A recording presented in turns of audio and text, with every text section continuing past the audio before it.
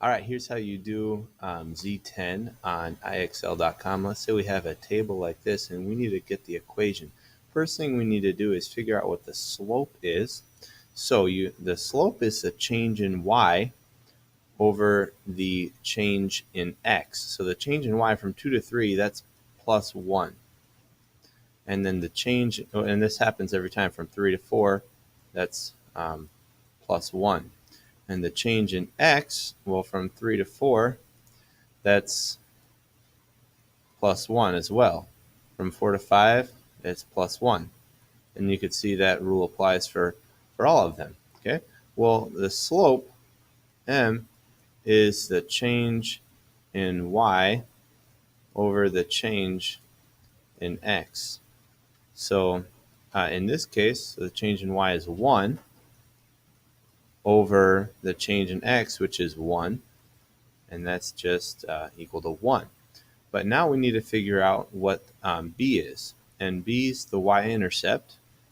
We need to figure out what that is. So we use y equals mx plus b. If you need some refresher of this skill, you go back to, I believe it's Y9 on IXL.com. And this particular skill right here, you can practice on there. So let's pick a point. Let's pick the point. Let's pick the point 3, 2. And 3, 2. All right, the point 3, 2 right there. Now, and then we already know m is 1, so we're going to plug in these values. Y is 2 equals m is 1, and the x value that we're talking about is 3.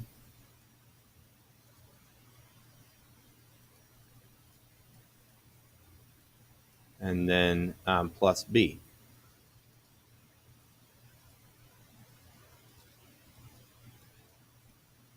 So then from there, we go ahead and solve for b because we only have one unknown. So 1 times 3 is 3 equals, so I'll bring down the 2, and then the plus b. And then after that, we need to get b by itself, so that means we need to subtract the 3. So 2 minus 3 is negative 1, and that's equal to b. Well, if I know that m is 1 and b is negative 1, that would give us, using this formula right here, that would give us y equals 1x, and then the b is negative 1, so minus 1.